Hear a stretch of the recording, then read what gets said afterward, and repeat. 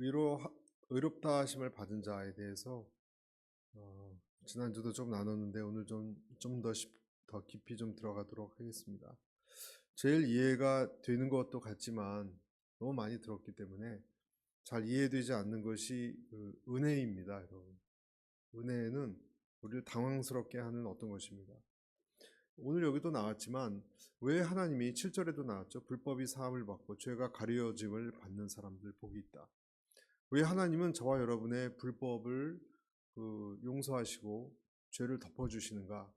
그럼 원래 안 되는 거 아니에요, 여러분? 하나님은 거룩하신 분이기 때문에 절대로 그럴 리가 없어요. 그냥 하나 있는 것까지도 다 죄를 물으시는 완벽한 하나님이신데 왜 그러셨나? 그럴 필요가 있습니까, 여러분? 나한테 어떤 그런 구석을 발견하셨길래 그렇게 하신다는 말이에요. 은혜가 우리한테, 여러분에게 왜 은혜가 왔습니까? 그리고 오고 있습니까? 의롭다 하심은 어떤 판사가 마치 분명히 난 죄를 지었는데 당신은 무죄요, 해결됐어 라고 판결을 선언하는 것과 흡사해요. 여러분, 죄를 안 지은 게 아니라 죄를 지은 죄인이에요, 법정에서. 근데 무죄 그렇게 하는 것과 똑같아요. 과거는 달라지지 않잖아요. 그러니까 이게 모순이죠. 죄를 지은 범법자인데 벌 받아야 마땅한데 그 행동, 그 행위와 과거와 상관없이 의롭다 하는 사람은 복이 있다. 그렇게 말씀하셨다는 거예요. 이게 진정한 복이다. 무슨 여러분 좋은 차를 산다거나 좋은 월급을 받는다거나 사람들에게 인정받는 것도 물론 복이지만 건강한 것도 복이고 제일 근본적인 것은 의롭다고 인정함을 받는 거예요. 의롭다고. 왜 그런지 말씀드리겠습니다. 반대로 아무리 내가 열심히 해도 다른 건 다 잘했어요, 여러분. 이 세상에서 다 100점이에요. 100점. 100점 만점이에요. 다 이 세상 모든 것에 대해서. 자식도 잘 키웠고 내 개인적으로 인생도 열심히 노력해서 성공을 했고 다 잘했는데 여러분, 하나님에게 인정을 못 받고 그렇게 된다면 하나님이 나를 모른다 하면 저주 아닙니까? 나중에 어떻게 하려고 그래요, 여러분? 그것이야말로 큰일 아닙니까? 최선을 만약에 내가 다 한다고 해도 그걸 알기 때문에 아무리 노력을 해도 잠도 안 자고 하나님 마음에 들기 위해서 그냥 착한 일 열심히 하고 그냥 성경 백독을 하고 말이죠. 그렇게 해도 넌 안 된다 그러면 여러분 무슨 소망이 있겠어요? 그 사람이 돈을 아무리 벌고 자식이 다 좋은 직장 갖고 좋은 결혼을 했어도 그 개인 그 영혼은 무슨 소망이 있겠습니까? 저주받은 인생이라 확실하다면. 그래서 오늘 내 처지는 이것인데 내 죄를 지은 난이 이것인데 다르게 대해주는 하나님, 나는 반대예요. 아까 그거에 반대. 절대 나는 하나님께 의로운 자의 회에 못 들어가는 게 아니라 나는 정말 다른 사람과 다르지 않는데 여러분, 다른 사람과 다르지 않아요. 여러분, 제가 제 친구들에 비해서 의로워서 목회자가 됐습니까? 더 잘 믿어서? 믿음 저보다 더 좋은 평신도 친구들도 많았어요. 그러면 저는 생각하는 거, 왜 나는 목회자 이런 식으로 여러분이 다른 사람보다 착하게 살았습니까? 어려서부터 부모님 말씀 잘 듣고. 그런데 그런 것 차이가 전혀, 오히려 더 못할 수도 있는데 하나님이 나를 전혀 다르게 의로운 사람으로 대해준다면 여러분, 이 너무 다르잖아요. 이 차이를, 이 간격을 우리는 견디기 힘듭니다. 근데 이 차이를 사실 시작한 분이 하나님이에요. 창세기 12장 1절에 보면 여호와께서 아브라함에게 이르시되 너는 너희 본토 친척 아비집을 떠나 내가 네게 지시할 땅으로 가라. 아브라함이 시험 본 것도 아니고요, 느닷없이 기도한 것도 아니에요, 여러분. 아브라함이 기도했으면 믿음이 있었죠, 벌써. 그렇죠? 느닷없이 아브라함을 찾아왔어요. 말을 걸어왔어요. 왜 아브라함을, 그 많은 사람들 중에, 여러 주소 중에 왜 그 사람을 찾아갔습니까? 아브라함을 몰라요. 하나님이 찾아왔는데, 일방적으로 하나님이 찾아오는데 그 이유는 몰라요. 왜 여러분이 선택받았습니까? 모릅니다.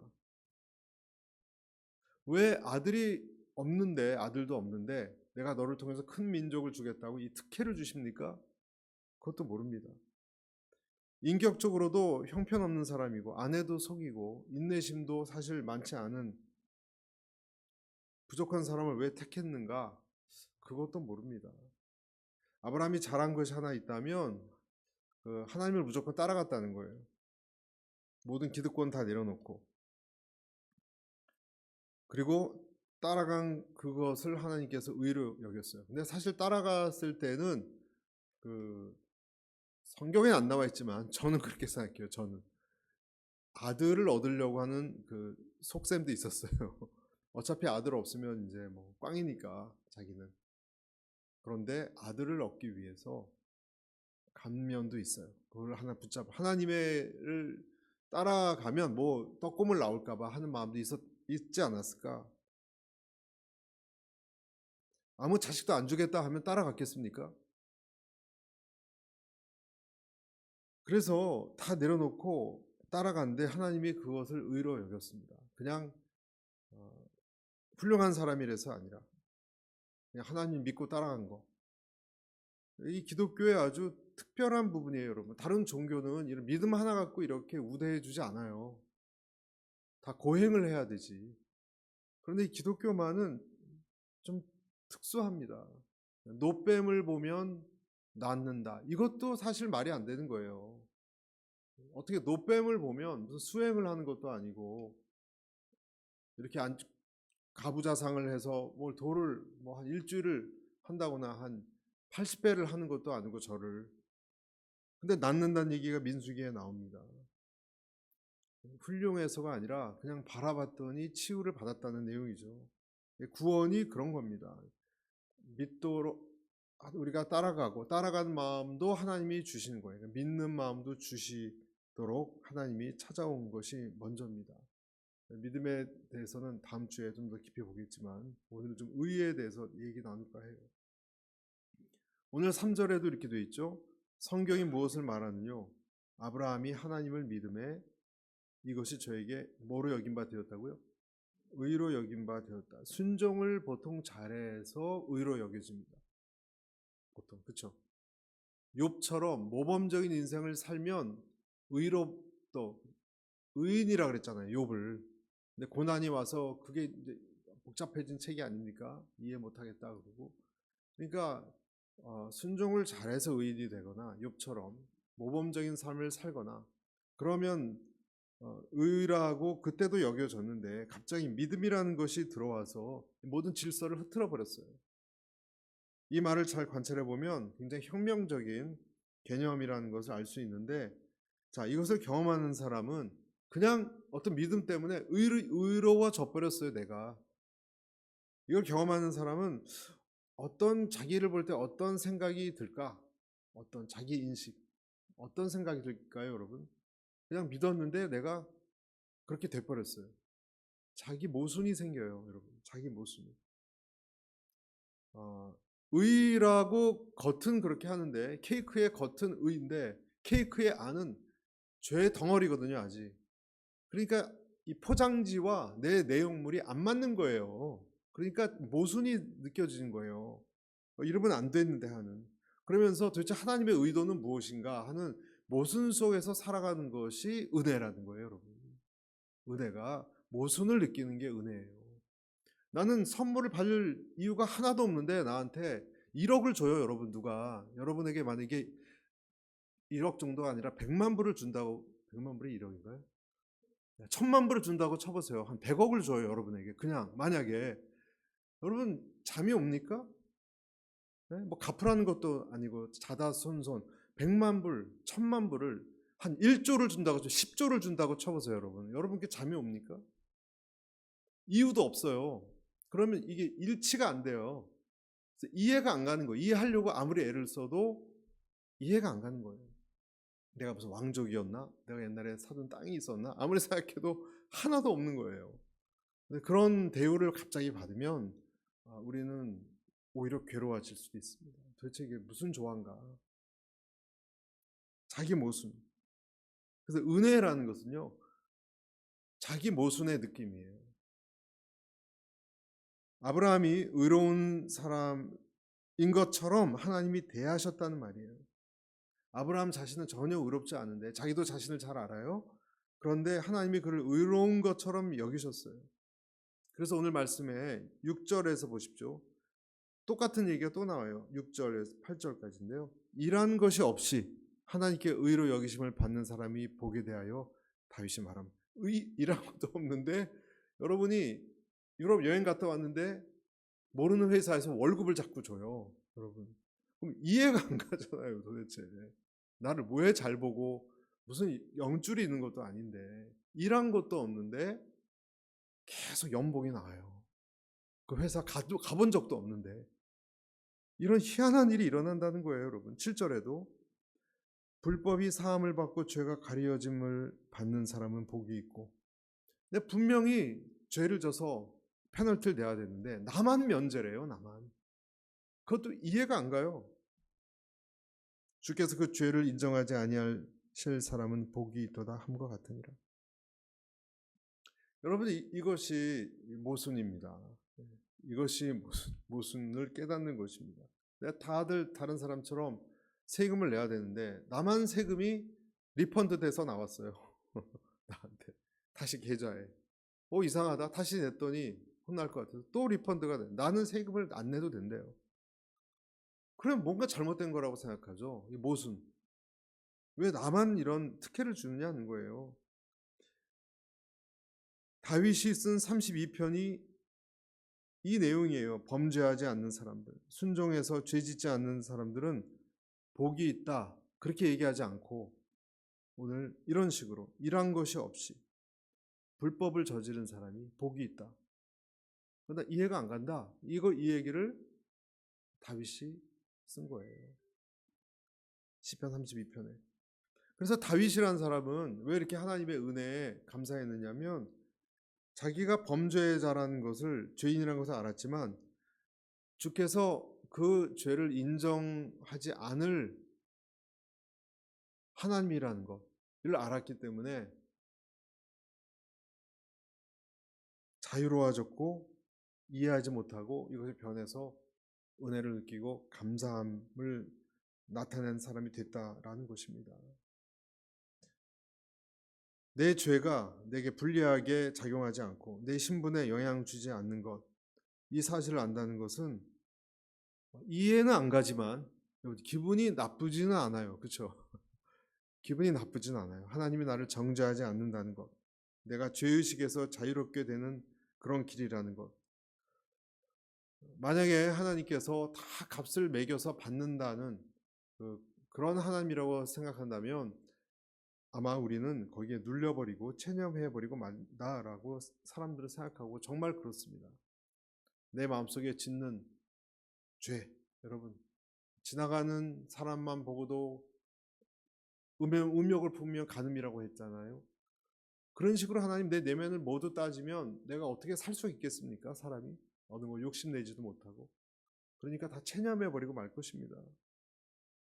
그런데 하나님께서는 그렇지 않고 저와 여러분이 축복받은 사람이라고 선언하십니다. 아멘. 근데 여러분 잘 받아들여지지 않죠? 아직 잘 못 받아들이실 거예요. 그런데 성경은 염려하지 말라고 그래요. 왜냐하면 내가 의인으로 여겨지면요, 모든 것이 펴져요. 모든 것이 펴집니다. 축복, 평강, 소망으로 바뀝니다. 그래서 물질보다 이 세상에서 내가 이 세상과 맺고 있는, 이 세상은 곧 하나님하고도 맺는 관계와 똑같은 거예요. 그것이 더 중요합니다. 의롭게 여김 받는 자와 의롭지 않는 자. 여러분, 무슨 똑같은 거 큰 차이가 있나 이렇게 생각하실 텐데 제가 말씀드릴게요. 의인은 도대체 뭔가, 의로움을 받잖아요. 만약에 여러분이, 그러면 하나님이 그 사람에 대한 태도가 달라집니다. 여러분 그걸 믿으셔야 됩니다. 여러분 요즘 우리 큐티 할 때 사내립 왕은 의로운 자가 아니잖아요. 그러니까 이스라엘 그 히스기야 왕과 이스라엘 백성에 대해서 하는 것과 완전히 다르잖아요. 그 차이는 이들이 더 실생활을 그렇게 했다가 아니라 하나님에게 의로움을 받은 백성이기 때문에 그래요. 여러분이 만약에 의로움을 받는 백성이 확실하다면 하나님이 여러분에게 대하는 것이 이런 것들이 일어납니다. 하나님이 여러분에게 성실하게 될 것입니다. 다른 말로 하나님이 여러분에게 신실한 하나님이 됩니다. 믿으시면 아멘 하시기 바랍니다. 하나님은 여러분의 삶에 사사건건 개입하십니다. 하나님은 약속을 여러분에 대해서 지키십니다. 그리고 여러분을 보호하십니다. 그리고 여러분에게 그래서 평화를 주고 번영을 줍니다. 내가 막 복 달라고 하지 않아도 여러분을 복의 길로 인도하십니다. 꼭 필요한 사람 만나게 하시고, 이게 의로운 사람에게 주는 특권이에요, 여러분. 우리는 의로운 사람은 어떤 사람이냐? 결국은 하나님의 이 관계에 대한 거거든요. 의는 순종하게 됩니다. 그리고 성품도 바뀌어집니다. 반대로 하나님과 의로워지지 않는 상태를 화평이 없는 상태라고 말합니다. 여러분, 하나님과 화평이 없는 상태는 어떤 상태냐? 불안하고 스트레스가 많고 짜증이 많고 죄의식이 늘 있습니다. 수치심도 있습니다. 그 정서적인 어떤 정신적인 측면이 그렇다는 거예요. 여러분, 의로움을 못 받은 사람의 특징은요, 이런 것이 좀 두드러집니다. 좀 불안하고요, 은근한 불안이 있습니다. 스트레스, 짜증, 수치심, 죄의식. 영적으로는 하나님과 화평가 없는 사람의 특징은요, 말씀과 분리가 되고 기쁨이나 만족이 없고 자기 의지, 자만으로 차 있고 자기 양심이 늘 흔들립니다. 여러분, 차이가 벌써 나죠? 그래서 중요한 것은 하나님과 나 사이에 의의 관계가 맺어져 있느냐예요. 여러분이 하나님과 의의 관계가 맺어지기 축복합니다. 맺어질 때 의롭지 않은 자가 믿음으로 의로워졌잖아요. 만약에 그러면 어떤 일이 일어나? 크게 두 가지. 첫째 1번 한번 보여주세요. 하나님의 사랑으로부터 얻는 내적 경고함이 생깁니다. 내가 의인으로 여김 받는다면 하나님의 사랑을 알고 그로 인해 내 내적으로 강건해집니다. 로마서 5장 1절 같이 읽어볼게요. 로마서 5장 시작. 그러므로 우리가 믿음으로 의롭다 하심을 받았으니 우리 주 예수 그리스도로 말미암아 하나님과 화평을 누리자. 그러니까 화평, 이 샬롬이라는 것이 사람을 부드럽게 하고 사람이 부드러워지면요 강해진다는 뜻이에요. 그것이 여러분, 불안한 사람이 강하고 딱딱합니다. 겉으로. 여러분이 부드러워집니다. 화평과 안식이 있기 때문에 속으로 강해집니다. 화평은 관계가 회복될 때 생기기 때문에 그 사람은 안식을 경험해요. 그래서 여러분, 예수님을 내 마음에 모시고 중생을 체험한 사람의 특징이 누구나 똑같아요. 여러분, 평안이에요. 평안이 와요. 이상하게 한 번도 못 느껴봤던 어떤 평안이 슉 들어와요. 왠지 믿는 구석이 생겼기 때문에 그래요. 왠지 믿는 구석이 생겼기 때문에. 그래서 하나님과 화해하면 하나님이 우리를 위하시면 누가 우리를 대적하리요? 그러잖아요. 누가 우리를 해할 수 있겠습니까? 이것이 불안을 견뎌내는 힘이에요. 그래서 그 사람은요, 어떤 사건이 일어나도 긍정적으로 해석하는 힘이 생겨요. 하나님이 결국은 어떤 잘 되려고 나를 잘 되게 하려고 하시는 거지. 이런 생각이 자꾸 드는 거예요. 생각 안 하려고 그래도. 반대인 사람은 자꾸 불안한 생각이 드는데, 하나님의 의로움을 받아서 내적 경감이 생긴 사람은 심지어는 원수에 대해서도 하나님이 나를 위해서, 나를 빚게 하기 위해서 마련해 놓은 어떤 도구다, 이런 생각을 아주 기특한 생각을 하게 됩니다. 그래서 그렇게 밉지를 않아요. 왜냐하면 이 모든 주인이 하나님이니까 시한이 있을 것이다, 날 힘들게 하는, 이런 생각을 하게 돼요. 허락한 만큼만 나를 괴롭힐 것이다. 그런 생각을 합니다. 그래서 고통도 자꾸 좋게 해석하려는 힘이 생겨요. 내가 정말 부족한 것을 다듬으려고 하는 거일 것 같다. 그러니까 상대방을 공격하고 막 분노하고 막 뒤집어 엎고 그렇게 하는 거 옛날 같으면 그렇게 했을 테지만 성격대로. 그러나 이제는 하나님의 의도를 감지하기 때문에 내 안에 어떤 것을 손보시는 하나님 앞에 내가 맞춰드려야지, 나를 바꿔야지, 이런 기특한 마음이 생겨요. 이것이 다 화평이 이루어졌기 때문에 들어오는 깃드는 생각이에요. 그래서 상대방도 좀 덜 믿고요. 좀 매니지할 수 있게 돼요. 여러분, 이것이 진짜 복 아닙니까? 신명기에 나오듯이 아들을 징계하지 않는 부모가 어디냐.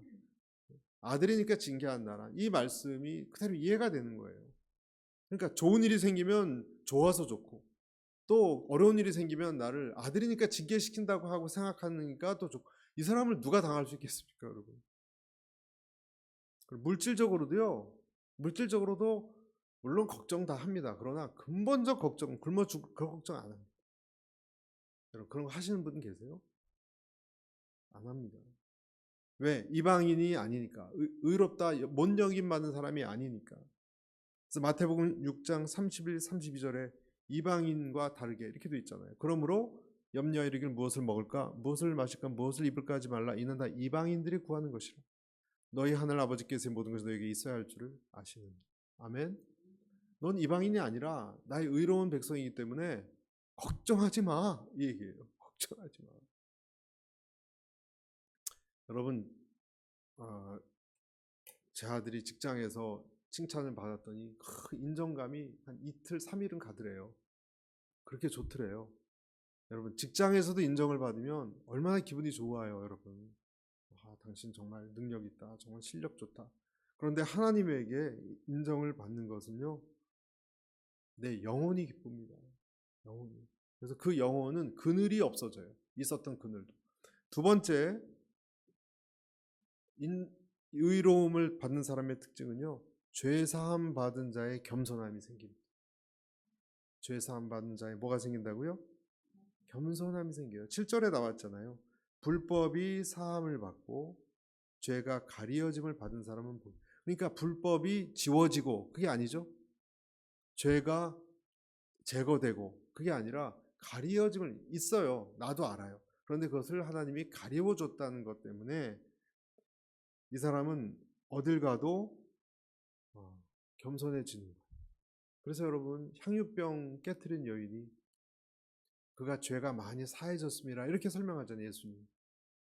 죄가 많이 사해짐을 느꼈기 때문에 향유병 깨트린 여인은 견딜 수 없는 감사를 표현하고 싶었던 것입니다. 내가 늘 죄인인 것을 느끼지만 죄인의 속성이 사라지지 않았어요. 그렇지만 하나님이 덮어버리셨다는 것을 생각하면서 살아가는 거예요. 그 황송함.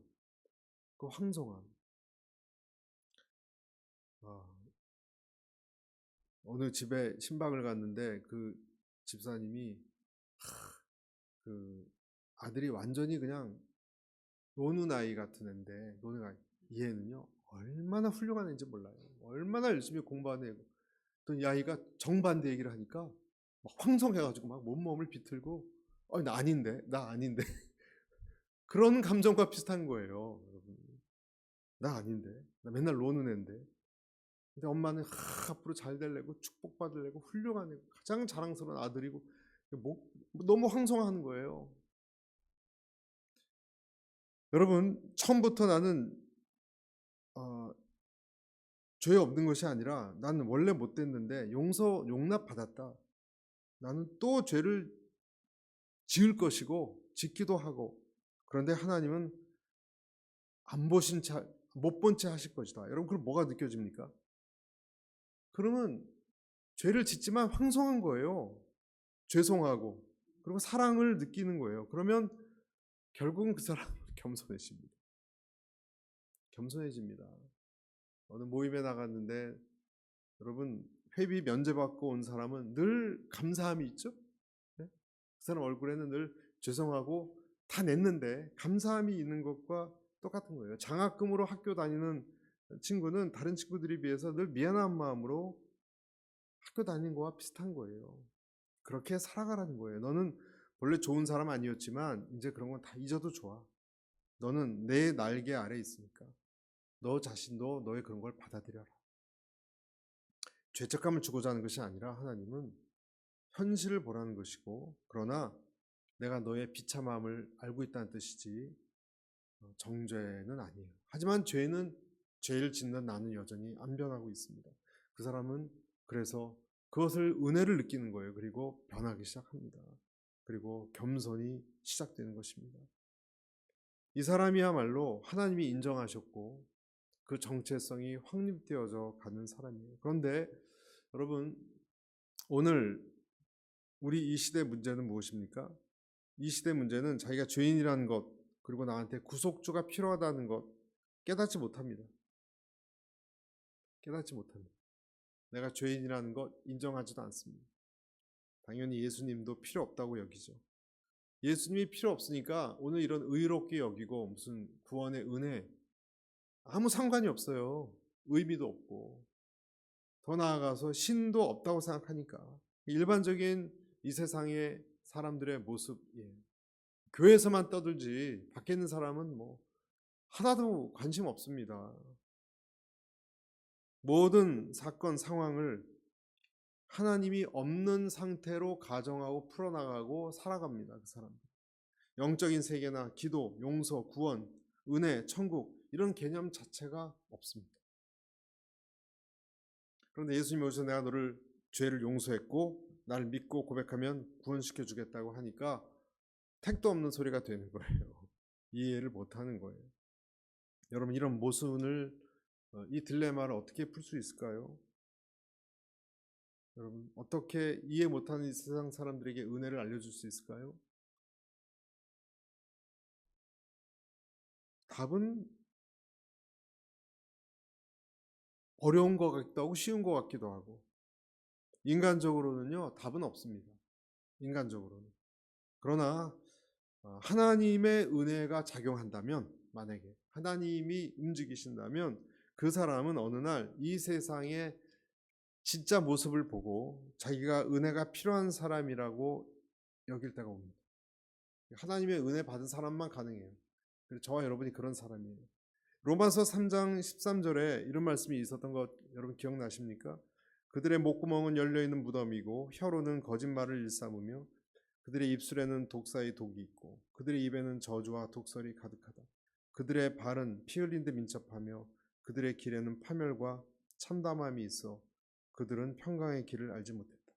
세상은 참담하다는 것, 길을 알지 못하는 것, 이 세상의 참담함에 눈이 좀 뜨일 때가 와요. 하나님의 은혜로 어떤 사람에게. 그래서 로마서 1장 29절 31절 한번 보실래요? 이런 것이 이제 느껴지기 시작해요. 곧 모든 불의, 추악, 탐욕, 악의, 시기, 살인, 분쟁, 사기, 악독이 가득한 자, 수근수근한 자, 비방, 하나님께서 미워하시는 자, 능욕, 교만, 자랑, 악을 도모하는 자, 부모를 거역하는 자, 우매한 자, 배약하는 자, 무정한 자, 무자비한 자. 세상에서 이런 것에 한두 개라도 경험하면 치인 사람들은 여러분 행복한 사람들이에요. 왜 그런가? 왜 행복할까요? 나는 정말 은혜가 필요하다라고 느낄 수 있기 때문에. 여러분, 이 세상에 이러한 세상적인 어려움에 치이지 못한 사람은, 경험하지 못한 사람은 눈이 아직 열리지 않았습니다. 눈이 열리지 않았기 때문에 타락한 세대가 그렇게 타락했는지 못 봅니다. 그래서 은혜를 잘 이해를 못합니다. 그래서 이 현실에서 내가 아파하고 아픈 것을 경험한 사람일수록 누군가 나를 도와달라는 은혜에 목말라 하게 되어 있습니다. 그래서 이런데 아픔과 고통을 경험한 사람이 복이 있다는 거예요. 눈이 열리기 시작한 것이니까. 이삭 같은 사람, 여러분 한 예를 들면 이삭 같은 사람이 좋은 예예요. 여러분, 이삭은 믿음의 조상 아브라함의 자식이죠. 얼마나 믿음이 좋았겠어요. 아버지한테 순종까지 해서, 여러분 청소년 나이인데 번제물로 드린다고 할 때 꽁꽁 묶일 때도 순종했어요. 순종의 대가가 이삭이에요. 사실은 그는 청소년 때부터 자기 죽을지도 모르는데 아버지의 명령에 순종해서 제단 위에 올라갔습니다. 아들이 막 발버둥 치고 그랬으면은 여러분 그 제대로 됐겠습니까? 다 나이든 100살이 넘은 아브라함 앞에 여러분 청소년 이삭이 죽을 힘을 다해서 발버둥 쳤으면 번제물로 못 드립니다, 여러분. 근데 이삭은 순종했던 아들이에요. 저항하거나 그렇게 도망가지도 않았고, 나중에 아버지 아브라함이 죽고 난 다음에 살던 땅에서도 잘 착하게 살아서 우물을 나게 하시고 그랬는데, 그리고 순종해서 살았기 때문에 100배의 수확을 누렸다 그랬어요, 여러분. 다른 사람은 이만큼 곡식이나 열매를 맺는데 그 100배가 났어요. 얼마나 복을 받았는지. 근데 그때부터 시련이 시작됐습니다. 우리가 알듯이 아비멜렉이라는 세력가, 주변에 있던 세력가의 종들이 우물을 막아버리고 또 쫓겨다니고 흙으로 메워버리고 이걸 떠나라 그러고, 시기 질투 때문에 자기가 차지하려고. 성경에 보면 창세기 26장에 이삭이 그곳을 떠나서 그랄 골짜기에 지쳤다 그랬습니다. 그랄 골짜기, 아직은 아니고요. 그랄 골짜기에 지쳐서 거기 살았다 그랬는데 하나님이 가나안 떠나지 말라고 했다고 멀리 떠나지도 못해요. 순종하기 위해서. 아버지 아브라함이 팠던 우물이 있었기 때문에. 그래서 죽고 난 다음에 거기를 또 블레셋 사람들이 막아버리고, 그래서 더듬어 다시 팠고 아버지가 지은 이름을 붙였고, 근데 또 와서 또 막아버리고, 정말 못된 인간들 아닙니까? 그래서 성경을 보면 이삭은 골짜기를 파다가 신선한 물 나오는 샘을 여러 번 발견했어요. 에색, 신나, 르호봇, 브엘세바. 가는 데마다 방해하고, 가는 데마다 그 사람들이, 그랄 양치기들이 싸움을 걸어오고 자기들 것이라고 우기고 또 포기하고 떠나고, 다른 데 파면 또 우물이 나오고, 반복되다가 마지막에 르호봇이라는 데를 파게 됩니다. 그러면서 여러분, 이삭은 이 세상에 대해서 얼마나 실망을 했을까. 이 못된 놈들, 나쁜 사람들, 이 세상은 정말 선한 놈들이 없구나, 이런 생각이 들었을 거예요. 내가 착하고 믿음으로 성실하게 살아가면 다 잘 될 거라고 생각했는데 그렇게 되지 않았습니다.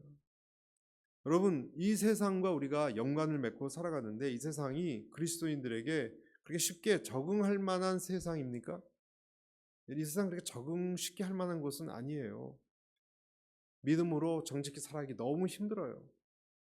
분명히 봐야 되는 것은, 여러분, 이 세상은 하나님의 의로부터 벗어난 사람, 이탈된 사람들이 주인 노릇을 하는 곳이라는 것, 죄에 물든 세상이라는 것을 여러분 언제나 우리가 잊지 말아야 됩니다. 여러분, 그걸 절대 잊으면 안 돼요. 그래서 저 사람이 왜 저래? 그렇게 이상하게 생각할 것이 없어요. 원래 그래요, 원래. 원래.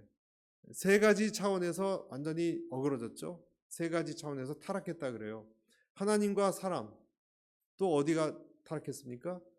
인간과 하나님이 어그러졌고요, 관계가 타락한 다음에. 또 인간과 자연, 인간과 자연 관계가 어그러졌어요. 엉겅퀴가 나고 그랬잖아요. 자연재해가 지금 막 일어나지 않습니까? 또 마지막 인간과 인간 사이, 다 어그러졌어요. 타락했어요. 그러니 그런 곳에서 우리가 살아가는 것은 너무너무 어려운 거예요. 그러나 그래서 하나님의 백성들이 그 하나님 자기를 구원해 줄 자를 부르짖은 그 이후에 하나님이 한 사람을, 출애굽기에 보면 한 사람을 예비시키죠.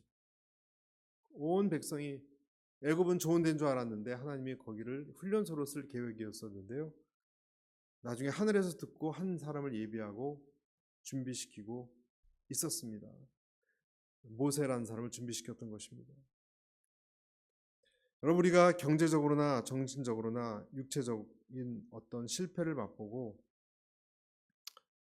이 세상이 아까 말씀드린 것처럼 여러 가지 거짓과 또 사기와 그런 악함으로 인해서 우리에게 상처를 줄 때, 여러분, 우리가 가져야 될 마음은 이 세상은 당연히 그렇다, 그럴 수밖에 없다, 이게 정상적인 것이다, 건강하고 문제가 없는 평화의 시기가 어느 정도 있었다면 이것이 오히려 이상한 것이다,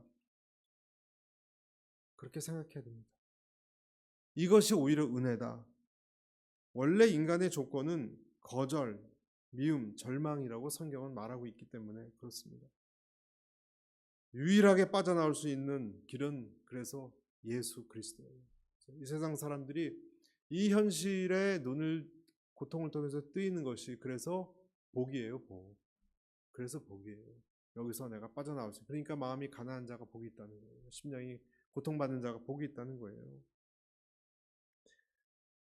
아무것도 없고 우리에게 하나님밖에 인정받을 것이 없고 내가 착한 일을 한 것도 아니고 경건한 것도 아니고 믿음이 좋은 것도 아닌데 하나님은 저와 여러분을 의롭다고 하셨어요. 여러분, 이 말은 무슨 뜻이냐면 하나님이 우리를 사랑하셨다는 거예요. 하나님이 탁 찍은 사람들은 하나님이 사랑하셨다는 거예요. 그래서 우리에게 있는 이런 세상을 살면서 우리에게 있는 유일한 소망은 나보다 더 큰 존재가 아직 형편없는 나를 그냥 앞뒤 안 보고 사랑하시기로 결정했다는 이 의, 이것이 우리에게 있는 유일한 소망이 될 수밖에 없는 겁니다. 우물에 대한 이 분쟁이 끝나고 이삭이 브엘세바라는 곳에 도착을 하거든요. 브엘세바는 아브라함이 아비멜렉한테 값을 주고 산 그 아브라함의 우물이 있는 맹세의 우물이 있는 곳입니다. 여기서 이삭이 진짜 이제 하나님을 만나요. 그전까지는 아버지의 하나님이었어요. 이제 나의 하나님을 만나요. 그 밤에 여호와께서 나타나셔서 말씀하시는 것이 창세기 26장 24절이에요. 같이 읽어볼까요? 시작. 나는 내 아버지 아브라함의 하나님이니 두려워하지 말라. 내 종 아브라함을 위하여 내가 너와 함께 있어 내게 복을 주어 내 자손이 번성하게 하리라 하신지라. 두려워하지 말라. 내가 너에게 복을 주겠다. 너와 함께 있겠다. 내 자손이 번성하게 하겠다. 양보하고 쫓겨나고 이 세상에서 제대로 싸워보지도 못하고 손해만 본 그 이삭에게 한 것 하나도 없습니다. 그런데 그 이삭에게 영원한 유산인 어떤 것보다도 하나님이 영원한 유산인 하나님 자신을 하나님의 언약을 주겠다고 얘기하셨습니다. 이분이 우리의 그리스도 예수시죠, 여러분.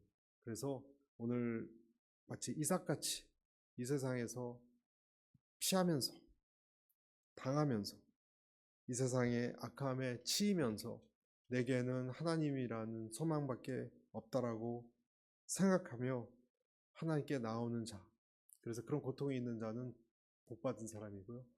우리가 아무것도 인정받을 것이 없지만 내 본 모습을 그대로 예수님의 피로 덮고 의로 여기시는 하나님께 의롭다 칭함을 받은 사람은 복받은 사람이고 그 정체성으로 살아갈 힘을 얻은 사람이다.